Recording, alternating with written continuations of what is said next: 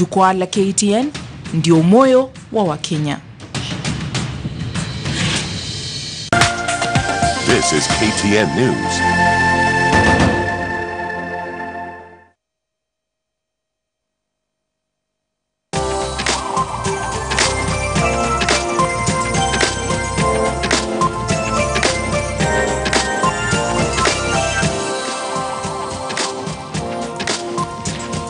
If you're just joining us, good morning. This is the Morning Express. You're just right in time for press review. We're going to take a look at some of the big stories making headlines on the local dailies. And as usual, we begin with the Standard newspaper.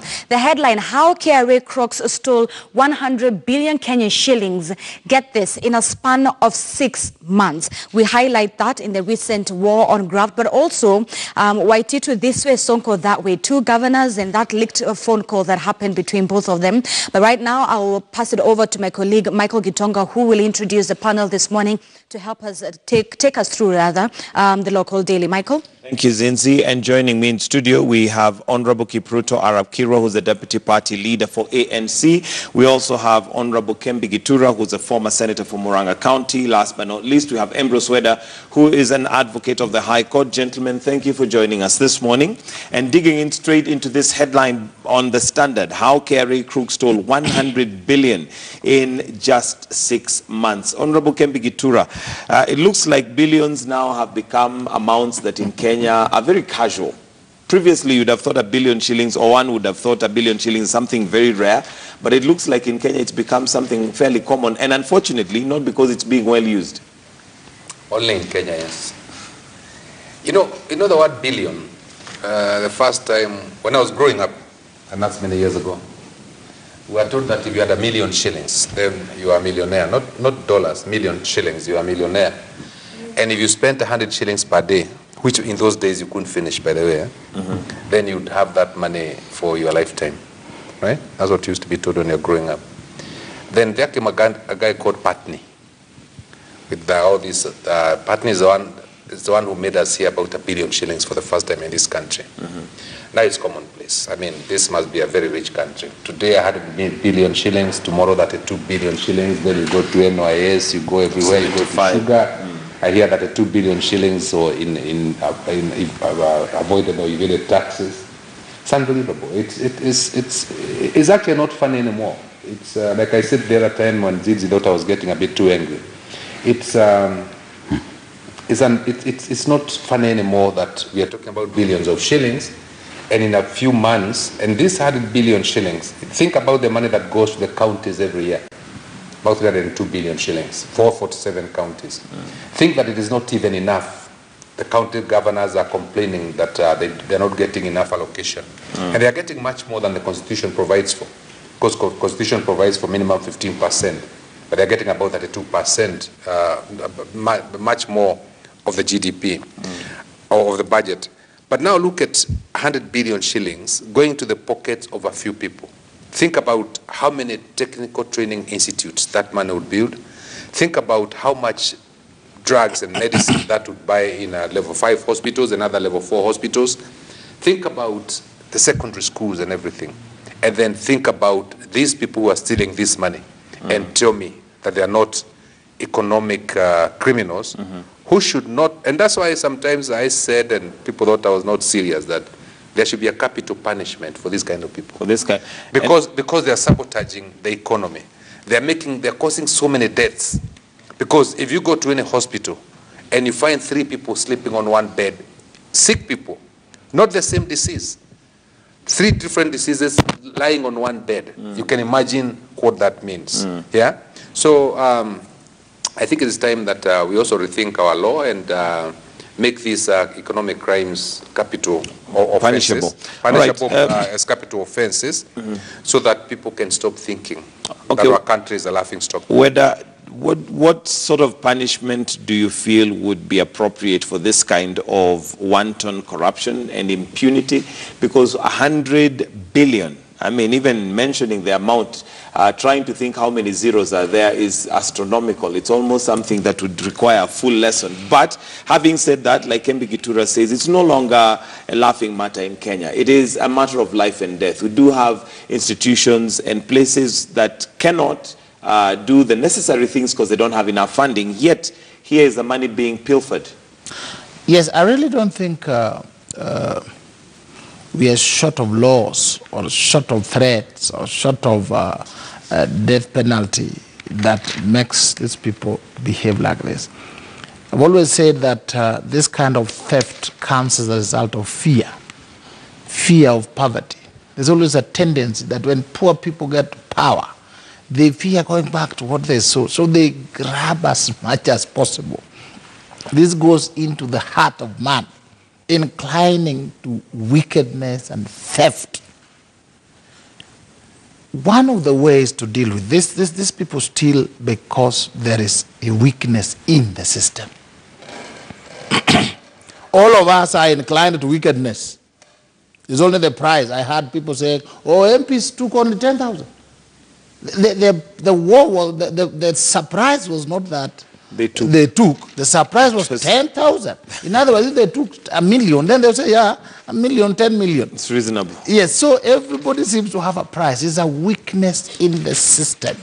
And that weakness in the system requires to be addressed.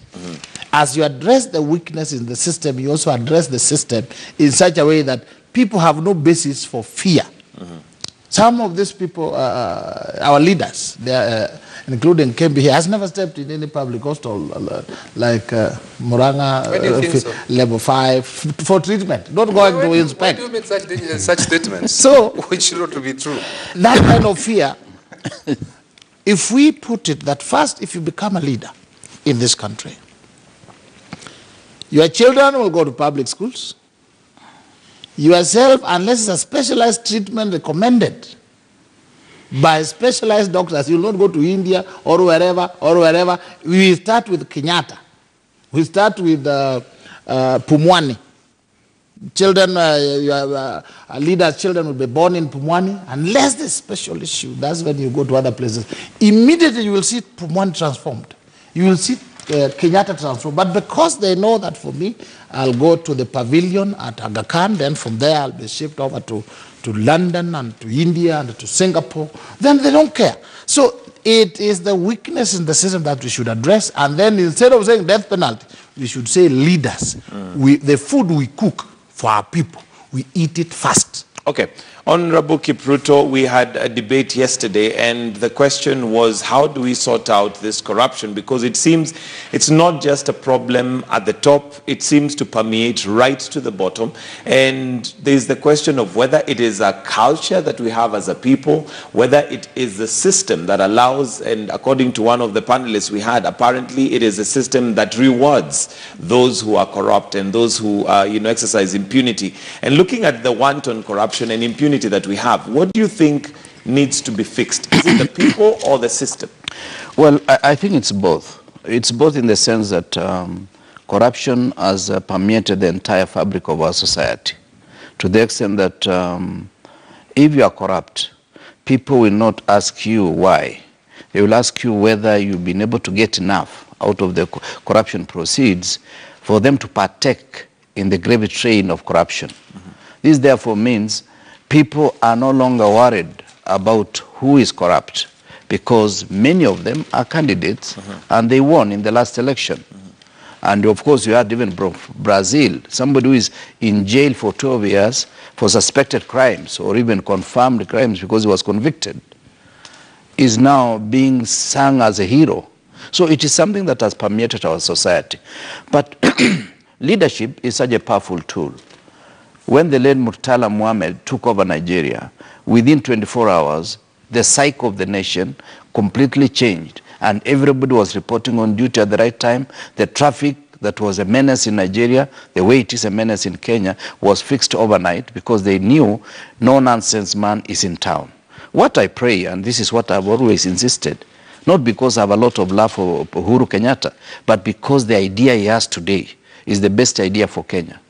If we were to support him to fix the problem for the next 4 years, people learn quickly to get away from bad manners and get into good manners. All right. Zinzi, what else do we have in the Standard? Well, Michael, before we go to page 8 of the Standard newspaper, a question to Weda. Perhaps we have talked about how we have weak systems. Honorable Kembi has also mentioned the fact that a lot of these graft economic crimes really go ahead and affect the economy in a very negative way.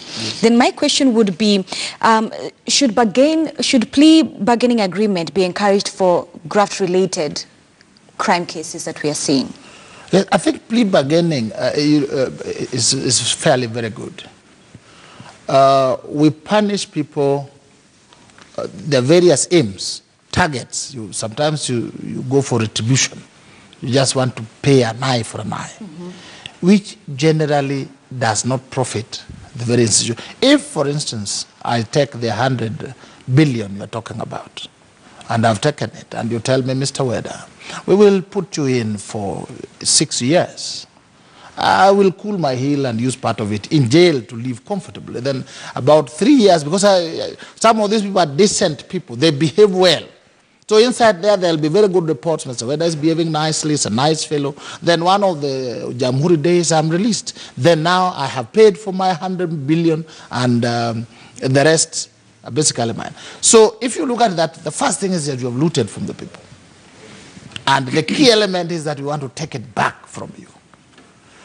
And to break you down, there's the fear of going to jail. Very many people will quickly break down and say, look, I am ready to return the money, please, and I've learned my lesson, and I've lost my job, I'm out of it. So plea bargaining, when used properly and fairly, is relatively very good, especially for crimes, economic crimes, because the key element is to recovery. Not only to recover, but also to push you out. So you'll tell somebody, return the money, you'll never serve in public again, you're out. Then you say, that's enough punishment. You also plead guilty of a plea of guilt record, and then you go home. So it is very good, but because sometimes people want blood, they want to see blood flowing in the town, what they see is jail. But jail, some people are willing. Actually, they are willing. If you told them, if you told me whether 100 billion, 6 years in jail, I tell you, bring it any moment, bring it all. Because after 4 years, you'll come out. Because as long as you go to jail and you behave well, you will be released because they count almost day and night. So plea bargaining, when used well, is very good for some crimes. All right, let's take a look at page 8 this morning. Leaders want commission of inquiry to probe the sugar scandal. We are seeing Western leaders who have asked the president to form a commission of inquiry to investigate the sugar scandal. Allow me to throw this to Honorable Kipruto. Having been a former minister within agriculture, we saw the report being shot down for about 10K to 30,000 Kenyan shillings, truly. Yet the same legislators, the same MPs are now calling and saying that they want a fresh probe to this. Surely, these are just professional jokers. We're taking Kenyans round in circles and playing them for a fool. We have a report, it's brought down, the legislators are bribed, tomorrow they call for fresh inquiry. What do you make out of this? Well, it is a very big story. Big story is in the sense that you really need to dissect the social fabric of parliament. Parliamentarians all the time, they ask each other for money. And at times, you don't know when it is a bribe or when it is just peddling of influence within the corridors of power.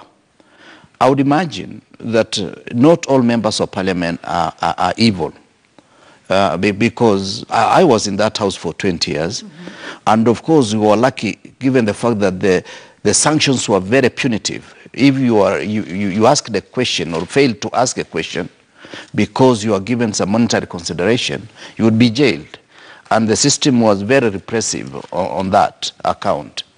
But the last 5 years as a parliamentarian, I happen to have been a minister. And during that time, I did not interact with my colleagues very much. In fact, some of the social interactions I used to get from Mheshimiwa Kembi, who was my assistant minister, or Mheshimiwa Chalo Kaindi. But what I know about parliament is that not every member of parliament is susceptible to a bribe. But there is what we call influence peddling. Some of, because if you are to look at Parliament as a society, it is stratified. There are those who have positions in committees, those who have positions in the House business, and those who have positions during our time ministers. And that strata allowed, the stratum allowed people to peddle influence, such that some of the fellows may not even be given money. But they are just influenced, but why don't we do it this way? The president also has a lot of influence in that house. The deputy president has a lot of influence. So the name of the president will be dropped at various times. The name of the deputy president will be dropped at various times. Conveniently. Conveniently to take people in a certain direction. But let me say this so that I don't forget. Some of the people who are suspected to be bribing others may actually be the fellows who are bribed themselves, because they position themselves, they get like 10, 20 million from whoever is the victim. Having gotten that money, they may not even give to members of parliament. They will talk to some of them they will give them something small, not directly as a bribe. Oh, I was told you had Arambe, 10,000 shillings. So at the end of the day, it does not come out as bribery. Now, when the chips are down, I think we need to give a chance to members of parliament to redeem themselves. All right. Honorable Kembi, looking at now this, the leaders here, we have ANC leader Musalia Mudavadi and Eugene Wamalwa, Wetangula, calling for a commission of inquiry. Do you feel that this is something that is necessary, or would it just be, again, taxpayers' money being used and utilized? We already have parliament that was supposed to take care of this. A committee was put in place that was supposed to take care of this, but they failed. Would a commission of inquiry really give us any value? I'm not sure anymore. Because you see, when we were here last Thursday, these issues came up. And I remember saying that even as we are sitting here, we don't know where the sugar is. A lot of things are being swept under the carpet. The issue of mercury, of copper, and other heavy metals, nobody is discussing them. Now we are discussing about commissions of inquiry.